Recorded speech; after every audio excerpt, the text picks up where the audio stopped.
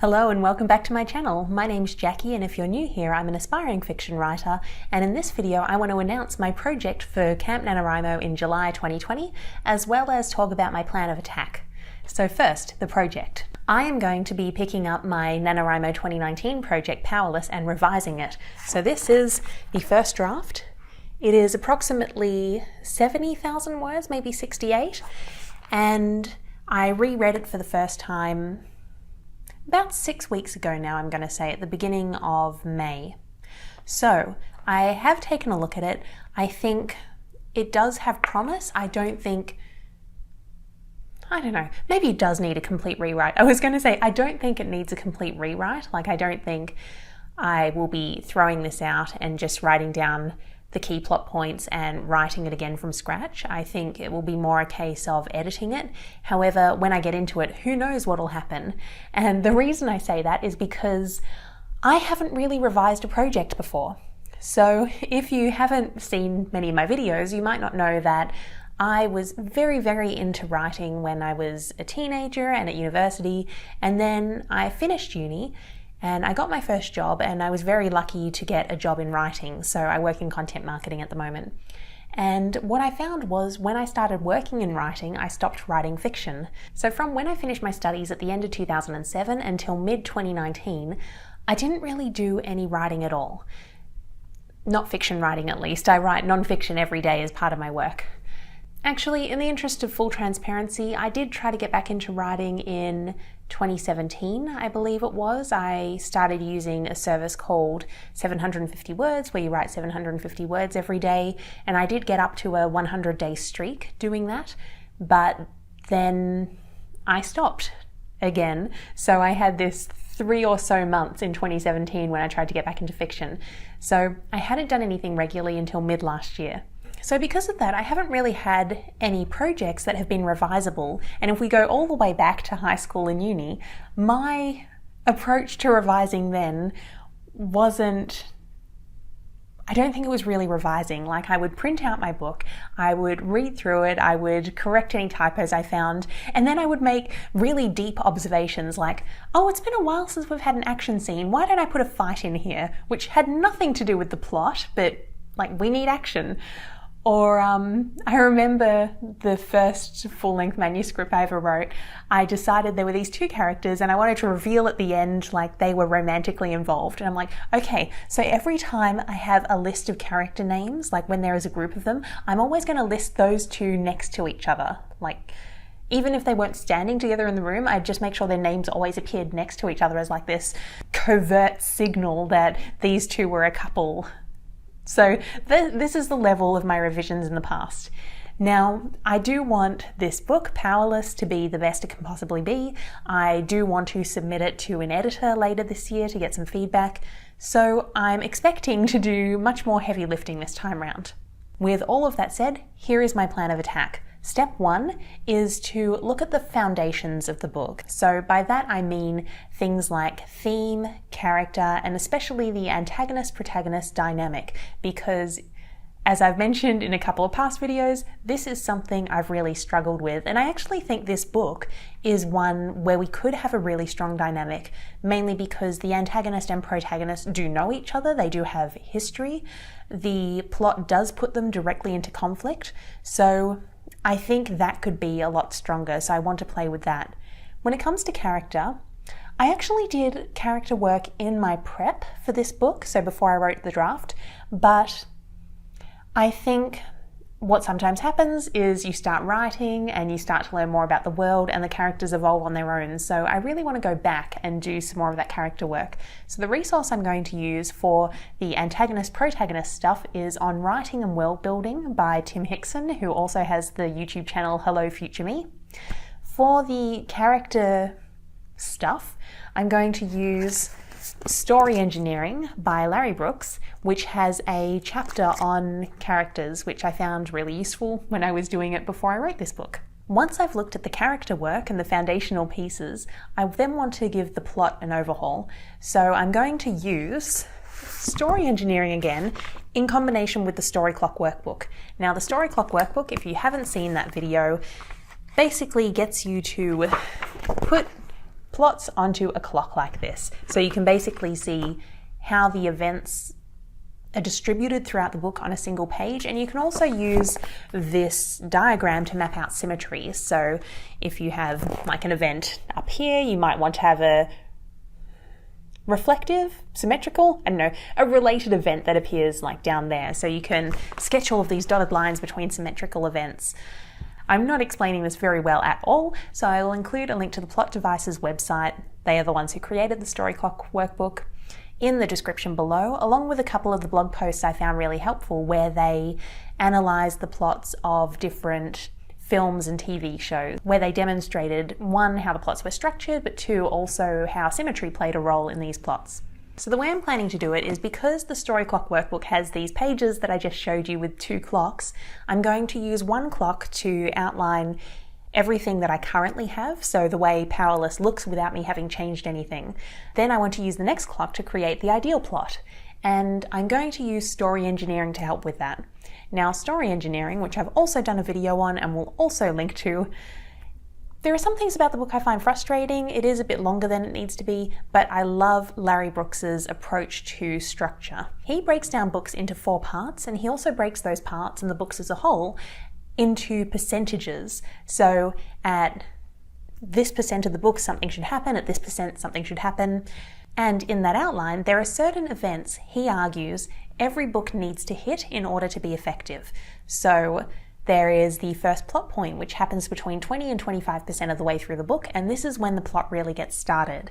At 37.5%, there is the first pinch point, which is when the antagonist sort of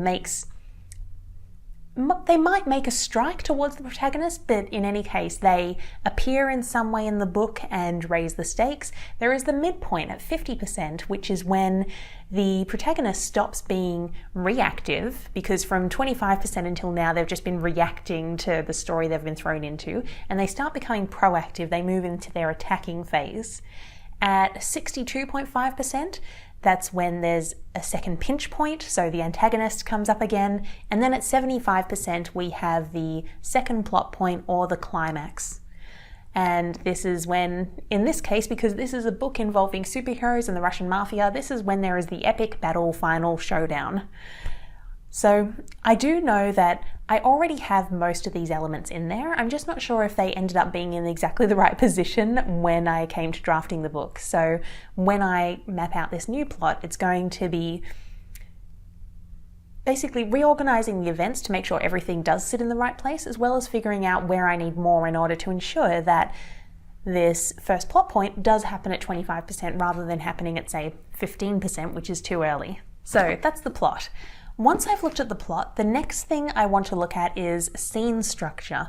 And I have a feeling this is going to be a combination of me looking at the way scenes are structured when I'm actually in the rewriting, revising process, but I think I'll also look at a couple of key scenes that I know aren't working, or maybe the key scenes that happen at those key percentage points. And I might look at them in advance, one as a test exercise for the method I want to try, and two, just to make sure those are sorted before I get stuck in the book and potentially forget all of the work that I've done up front.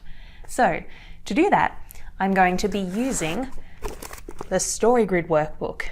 Now, if you've seen my StoryGrid video, you'll know that I am not a fan of this book. I think a how-to book is supposed to be a standalone resource that teaches you how to do things in a structured and organized manner, and this book does not achieve that goal at all. However, if we look at the wider StoryGrid universe, which includes the StoryGrid blog and the StoryGrid podcast, there is a lot of useful information in there. You just need to be able to find it. In fact, there are 2 things I will be looking at in the StoryGrid universe. One is, in the blog, there are a number of Secrets of the X genre blog posts. So I'm going to be looking at the Secrets of the Action genre blog post, because that lists the obligatory scenes for the action genre, as well as set conventions that that genre needs to meet. So I want to list all of those, actually back when I'm doing this, and make sure all of those things are covered in my outline. Once the outline's done, I also want to use the StoryGrid for figuring out scene structure, because one of the things the StoryGrid team talk about is the different steps that happen in every single scene. So every single scene has an inciting incident, every single scene has a crisis, every single scene has a climax. I am forgetting events, so just give me a moment to find it. Sticky tabs make it much harder to turn pages quickly. So there are 5 things that I want to address in each of my scenes. Now in the book, Sean Coyne talks about the beginning, middle, and end of your book and says each of those sections of your books should address those 5 points. However, a fellow author tuber, Nicole Wilbur, did an amazing video where she actually showed how she reworked a scene from one of her projects using these 5 points. So I'd actually like to try applying these 5 points to each scene in the book rather than applying each of these 5 points to a section of the book, which I think is just going to make things confusing when I'm already using the story engineering framework to look at the book from a macro perspective. So these points are: 1, an inciting incident. So what is the inciting incident that sets the scene in motion? 2, progressive complication. So something started, how does it get more complicated? And you can have more than one progressive complication. 2, what is the crisis that happens? So the crisis is more a crisis question, which is what will the character do now that they've been faced with this complication? The next thing is the climax. So what is the climax of the scene? And then how does it get resolved? So I don't know how I'm going to go trying to apply that to every scene in the book, but I think it will be a helpful exercise, especially for those key scenes I mentioned. And then I've got to rewrite the thing. So the way this is going to work is I finish my current job on the 19th of June and I start a new job on the 1st of July. So in that week and a half between jobs, I want to do the background work. So that's when I want to do the foundational work around characters and the protagonist-antagonist dynamic. That's when I want to give the plot a good look, so Storyclock, story engineering, and those obligatory scenes and conventions. And I think I'll also try to look at the 5 key points for the opening couple of scenes, because I feel like the very beginning of the book is one of the weakest parts of the draft. So ideally, I'll have all of that done by the time July starts, and then once July starts, I can just focus on editing, revising, rewriting this book, whatever it turns out to need. Now that I've covered all of that, the next question is, what is my goal for this camp? Well, originally, I really wanted to get the whole book done, so I was originally going to set a goal of revising 70,000 words. However, because I am starting a new job, I do want to be realistic about my time and energy, so I've set the goal for 50,000 words, which I think is a bit more doable. If I get more done, great. If I miss that, I will be very disappointed because I missed my goal for the last Camp NaNoWriMo as well. But like I said last time, life happens, and if this new job does end up being really time consuming, if I'm not able to put the energy towards getting as much done as I'd hoped, it is what it is. In any case, the next project I'm working on is revising Powerless. It is going to happen in July and probably August as well, and then I'm hoping it's in a state where it'll be ready for editing, and later this year, hopefully I don't know if I'll get it ready for submission just because we're running out of time this year, but at least it will have been to an editor. I will have more feedback. I can turn it into the best possible book, and if I don't get it out to submission this year, then I would love to get it out to submission next year. So that's what I'm going to be doing in July's Camp NaNoWriMo. What are you going to be working on? Please let me know in the comments below.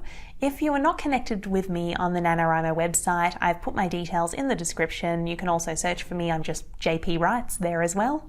And other than that, if you like this video, please give me a big thumbs up to keep the gods of YouTube happy, and I will see you next time. Bye.